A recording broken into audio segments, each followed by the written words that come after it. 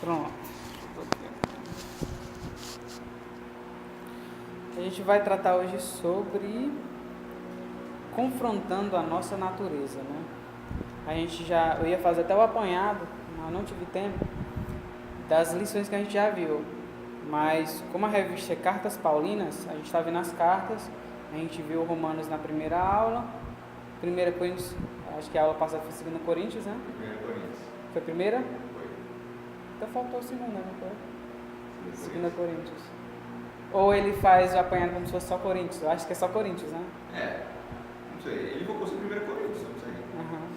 Aí agora a gente vai estudar sobre Gálatas. E de forma resumida, Gálatas ele traz esse confronto entre a nossa natureza, né? Para isso eu peço que vocês abram as suas Bíblias em Gálatas 5, 16 a 26.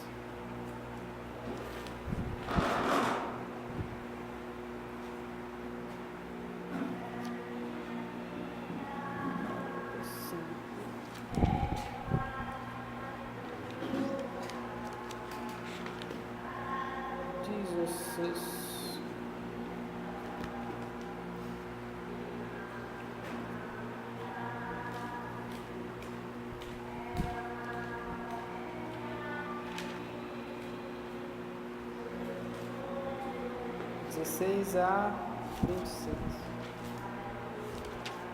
Essa é a palavra de Deus. Por isso digo, vivam pelo Espírito, de modo nenhum satisfarão os desejos da carne. Pois a carne deseja o que é contrário ao Espírito, e o Espírito que é contrário à carne.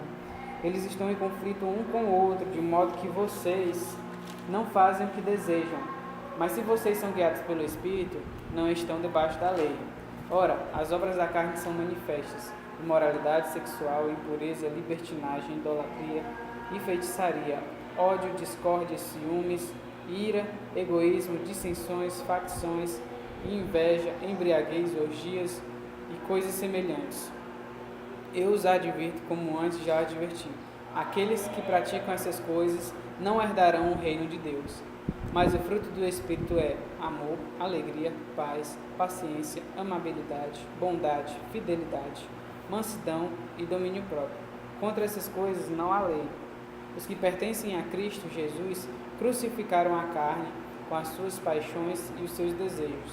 Se vivemos pelo Espírito, andamos também pelo Espírito. Não sejamos presunçosos, provocando uns aos outros, tendo inveja uns dos outros.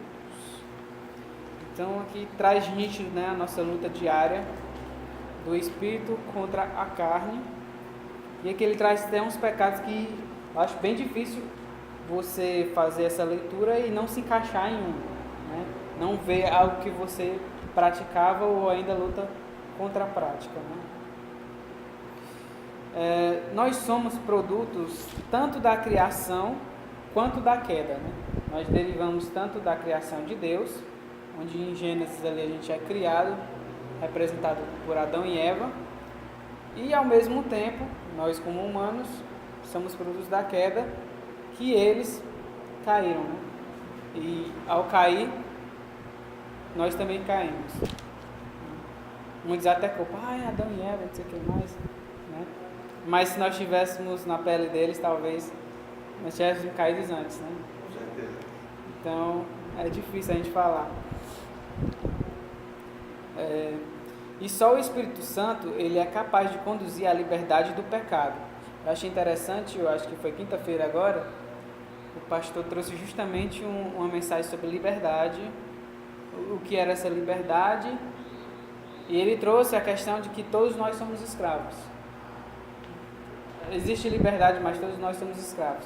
O que é a liberdade? A liberdade do pecado. Nós somos livres da liberdade, livres da escravidão do pecado, para sermos escravos de Cristo.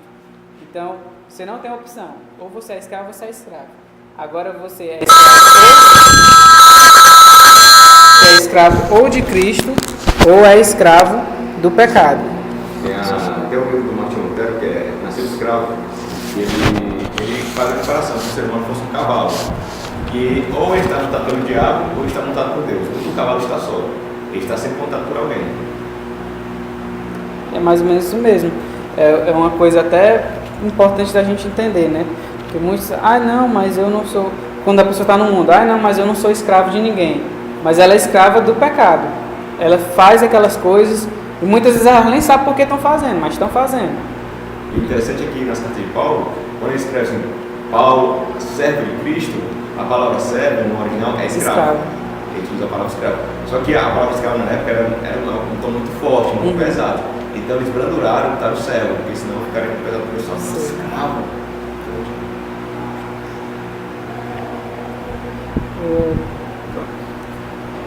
O confronto com a nossa natureza. Em Gálatas ele traz uma palavrinha que a gente precisa entender, né? A carne. Para vocês, o que seria a carne? Vou falar. A carne? A carne é a concepção material dos nossos desígnios, do próprio pecado, da concupiscência em si que o ser humano tem. Os desejos da carne, os desejos materiais, que nós temos, orgânicos, tudo.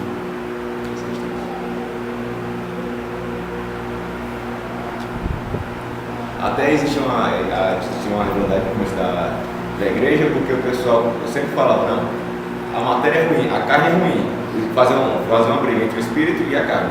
Só o espírito vai reinar em Deus e a carne é uma criação má. Aí tem um pessoal que tinha uma teoria que existia um Deus mau, porque Deus, como é bom, não pode ter criado a carne, porque a carne é má.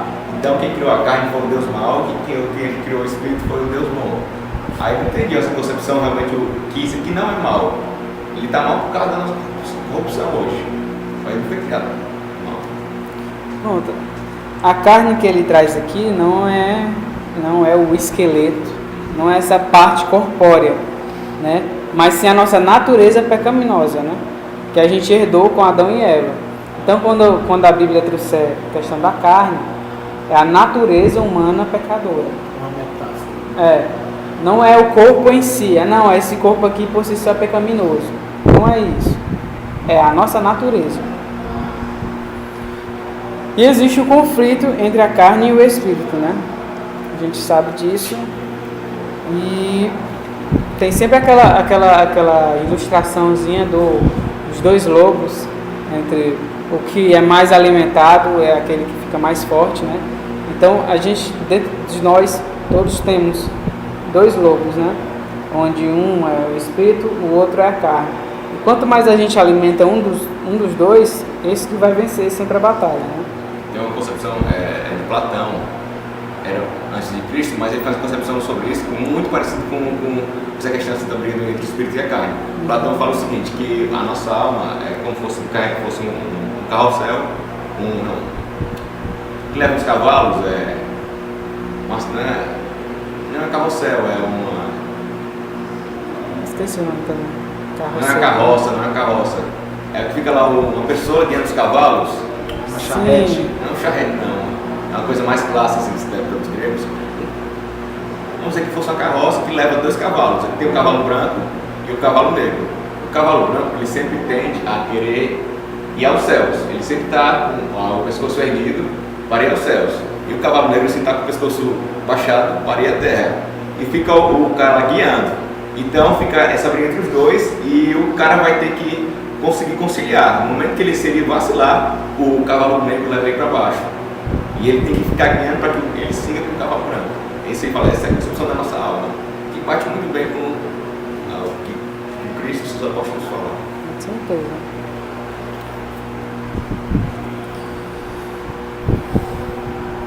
Pronto, aí... Só que a luta contra a carne não é uma luta nossa. É e não é. Por que é e não é? Porque assim, não é nós que lutamos contra a carne. Porque eu acho que vocês já tiveram a experiência de tentar lutar contra a carne e falharam. Por quê? Porque nossa força, nós não temos força contra a carne. A gente pode dizer, não, eu não vou fazer isso, eu não vou fazer isso. Você se segura até o ponto de você não aguentar mais. Agora, o Espírito que tem que lutar por nós. Quando o Espírito luta por nós, nós temos força de Deus para lutar contra as armadilhas do Espírito, né? Das armadilhas da carne. Porque é uma guerra espiritual. Então tem que ser com as armaduras do Espírito. Então, quando a gente se entrega totalmente ao Espírito, nós conseguimos lutar e ganhar lutas que a gente perderia só de nós contra nós mesmos, né? Que às vezes eu não sei se vocês já viajaram assim, mas às vezes você fica conversando o eu, brigando contra a carne e o Espírito aqui.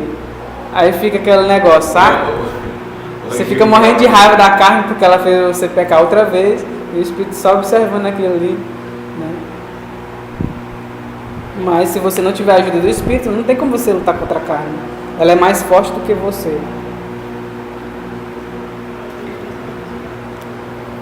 É como se a carne fosse aquele valentão, né? Você humildinho assim, né? Você tem que chamar outro valentão maior do que ela para ganhar a luta, né? Somente pelo Espírito Santo nós somos fortalecidos e podemos vencer a carne.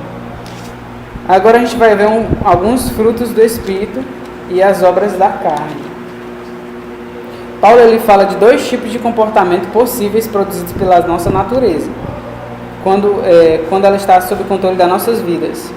A gente tem as obras da carne, produzidas pela carne, e as obras do Espírito, produzidas pelo Espírito, né? As obras da carne a gente viu aqui, ele fala no versículo 19, né? As obras da carne são manifestas e são imoralidade sexual, impureza, libertinagem, idolatria, feitiçaria, ódio, discórdia, ciúmes, ira, egoísmo, dissensões, facções, invejas, embriaguez, orgias e coisas semelhantes. Alguns autores dividem essa ruma de pecado aí em algumas áreas, e dá pra gente fazer isso, que são áreas, o quê? Área sexual, área do sexo, né? Que são os primeiros: imoralidade sexual, impureza, né? Impureza e ações indecentes, né? Libertinagem, que são áreas relacionadas à área do sexo.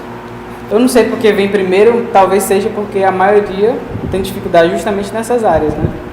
Afeta todo mundo. Muito, né? E a gente vê que a nossa sociedade hoje está muito sexualizada. Acho que todo mundo é afetado nessa área. Nem que seja de um desejo menor a um desejo maior. Sim, com certeza. E a nossa sociedade é muito mesmo erotizada, né? A gente viveu tempos, se a gente olhar um pouco da televisão, nos anos 90, 2000, até está diminuindo mais a televisão, mas como também a televisão também está perdendo o seu poder, e hoje a internet, então aumenta mais ainda esse poder da impureza, né? Da impureza sexual. Então a gente veio de um tempo que as crianças eram inculcadas com coisas sexuais, e a partir do momento que você inculca na criança, aquilo faz parte dela pro resto da vida. Nós como cristãos, mesmo transformados, a gente tem que lutar contra aquilo. Então é como se você oferecesse um cigarro para uma criança quando ela um cigarro para uma criança. Se ela fuma aquilo ali, ela vai passar o resto da vida com os efeitos daquele negócio. Ela vai ter que lutar contra aquele vício. Então quando você oferece isso para crianças, também é do mesmo jeito, né? E a gente vê em desenhos, a gente tem que ter cuidado hoje, se vocês quiserem ter filhos, ter cuidado com desenhos, com youtubers, né? Porque muitos pais não entendem, mas a influência é grande de youtubers, né? Eles têm poder de manipular as crianças, né? Programas de televisão, a internet em si. Muito cuidado, você não pode deixar um celular solto com a criança, porque ali, meu amigo, Fiquei horrorizado com aquilo de uma coisa que uma das crianças aqui para fazer uma gordinha, uma criança gordinha, que não sei o que que ela tem o que? Tem, não sei quantos ela tem 8, 9, 10 anos. Ela tem um iPhone, tem um tablet. Aí eu mexo quando eu quero, aí eu faz o que eu quiser, eu olho assim, rapaz, as crianças. O problema é que você pode trazer com essa criança futuramente, os pais estão aí, porque, filhinha, deixa aqui brincando, tudo, mas não sabe as consequências posteriormente que isso vai trazer para ela. E depois vai ter toda a consequência, quer dizer, porque onde foi que eu errei, não sei onde foi que eu errei, então esse martírio que pode ter sido evitado. Estava vendo umas pesquisas sobre pornografia no Brasil, e existe um índice muito grande, está aumentando, principalmente no lado das mulheres, está aumentando também. Porque muita gente pensa que só os homens que têm problema com isso, mas as mulheres também estão. E a maioria da pornografia consumida é por meio do celular. Se não me engano, é 70% é consumido pelo celular. Então, quando você dá isso nas mãos de uma criança, um celular, que é um meio muito fácil, porque, por exemplo, se ela tiver acesso pelo menos só ao Facebook, uma pessoa pode entrar, conversar com ela, e aconteceu o que já aconteceu várias vezes, até programas de televisão já denunciaram pessoas que é, como é o nome? Pedofilia, né? Pedofilia. Porque vê uma criança, tá dando sopa aqui. Se não tiver pai e mãe, quem vai saber onde que vai parar essa criança? Né? E isso é um dos perigos da internet. Fora as várias outras áreas, YouTube. Porque o YouTube, assim que você loga uma conta, dependendo de ser criança ou não, ele não vai saber o que é, se é criança ou não. E criança, ela não tem esse filtro. Ela não sabe o que é, aquilo ali é bom pra mim e não é bom pra mim. Ela vai simplesmente assistindo, tem uma hora que aquilo ali influencia, né? Eu tive experiências de uns relatos de um pai e uma mãe que não sabiam, né, que o filho estava assistindo algumas coisas violentas na internet.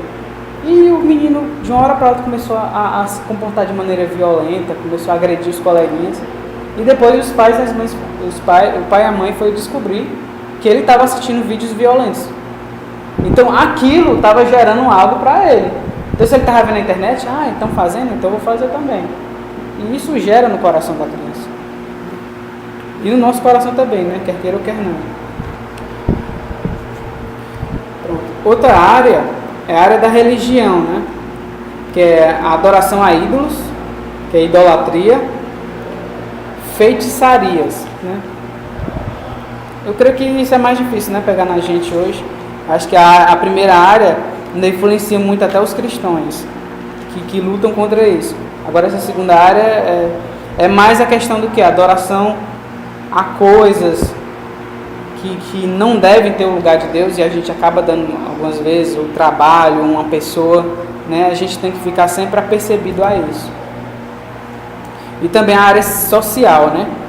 Inimizades, brigas, ciumeiras, acessos de raiva, ambição egoísta, desunião, divisões e invejas. E a última área é da alimentação, até a alimentação entra aqui, que é bebedeiras e farras, né? E uma coisa interessante é que no final desses versículos, o apóstolo Paulo ele faz uma advertência. Diz assim: os que vivem debaixo dessas obras da carne não receberão o reino de Deus, ou seja, não herdarão o reino dos céus. Então é uma coisa que a gente tem que estar lutando assim, veementemente com a ajuda do Espírito Santo. Por quê? Porque ele diz em relação a praticar. A gente sabe que o ser humano, o cristão, mesmo depois de ser reconciliado com Deus, ele ainda peca. Mas a luta sempre, se você for olhar os conselhos que são dados aos cristãos, é sempre a prática do pecado. O que é a prática do pecado? É aquele pecado que você faz, aí faz de novo, ali é prática. Então a gente tem que lutar justamente contra essas práticas, né? E eu creio que cada um aqui, em uma área dessas aqui, se encaixou em alguma coisa que tem que melhorar, né? Agora os frutos do Espírito. Os frutos do Espírito é uma maneira diferente de a gente viver, permitindo que o Espírito ele rege a nossa vida, né? Ele possa dirigir a nossa vida. E o Espírito Santo ele traz algumas atitudes. Ele não vai trazer tipo uma atitude para cada pecado. Por exemplo, imoralidade. Não, ele não vai ser imoral, vai ser puro sexual. Não é assim. Ele traz características de uma pessoa, e essas características, se você tendo elas em si, você vai evitar todos esses outros, né? Quais são elas? São atitudes relacionadas a Deus, ou seja, amor a Deus, alegria e paz. Nós temos paz com Deus, temos alegria com Deus, né? Porque Deus é a nossa alegria, e temos amor com Deus. Deus é o próprio amor, né? Mas não para só nas atitudes relacionadas a Deus. Existem atitudes também relacionadas ao próximo, como a paciência, a delicadeza e a bondade. Eu creio que o mais que se trabalha na nossa vida é paciência, né?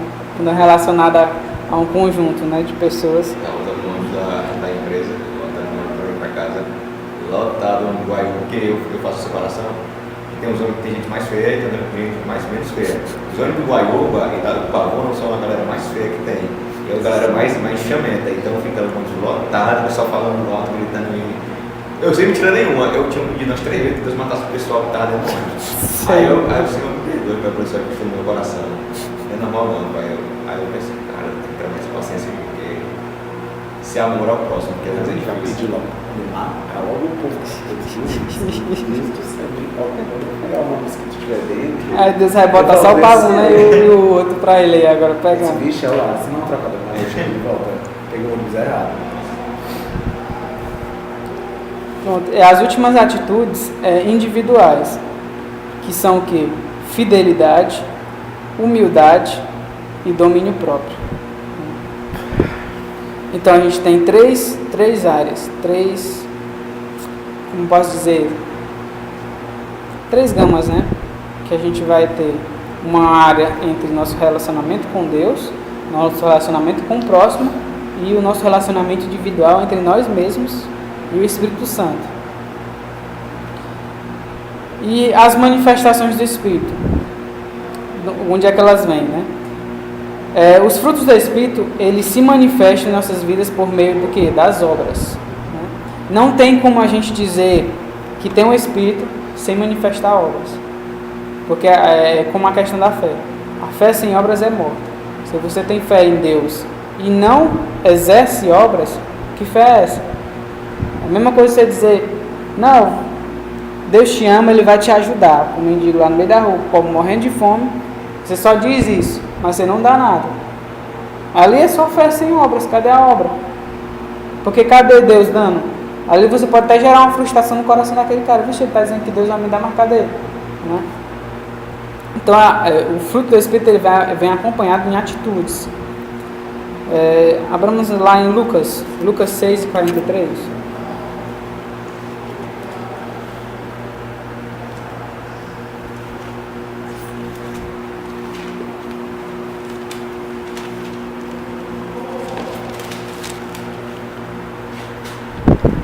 Nenhuma árvore boa dá fruto ruim, nenhuma árvore ruim dá fruto bom. Então, se nós temos o Espírito, nós vamos dar o quê? Frutos do Espírito. Frutos do Espírito, né? Frutos bons. Se a gente está mais cheio da carne, então a gente vai dar frutos da carne, né? Então já é uma reflexão que a gente pode fazer, né? Quais frutos que eu estou gerando mais? Eu estou sendo mais impaciente do que paciente? Eu estou sendo mais amoroso do que rancoroso? Então, isso é uma reflexão pessoal, né? Os frutos do Espírito, eles não são, eu achei isso bem interessante, não são para ser admirados ou usados como um adereço ou algo que seja publicado como um troféu em redes sociais. Ou seja, não é este fulano de tal, tá amoroso, ele postou uma postagem ali, ele fazendo tal e tal coisa, que cara amoroso, que cara paciente. Não. Ele deve ser compartilhado para quê? Ele deve ser oferecido como alimento às pessoas carentes da graça de Deus, que estão ao nosso redor, pois elas são sedentas de amor, paz e todos esses outros frutos, né, que a gente pode gerar em relação a eles. E eu creio que quando a gente mostra paz, amor, bondade, fidelidade às pessoas, eu creio que elas veem Deus na nossa vida, né? E por último, o que eu queria finalizar é que Jesus, ele é a nossa videira e nós somos os ramos, né? Os galhos. Enquanto estivermos ligados em Deus, em Jesus, o Espírito Santo produzirá bons frutos em nós, né? É uma lógica bem simples. Se Jesus é a árvore, nós somos os galhos, nós vamos gerar aquilo que a árvore está gerando, né? Agora, se a gente não está ligado, tem distância. E era mais ou menos isso que eu queria trazer hoje. A gente fazer bem essa reflexão mesmo, individual, de o que eu estou gerando. Eu estou gerando mais frutos do Espírito ou mais frutos da carne? Em qual árvore eu estou inserida? Né? Se eu estou ligado mesmo com Cristo? Então, vocês vão refletir, né, para casa. Amém.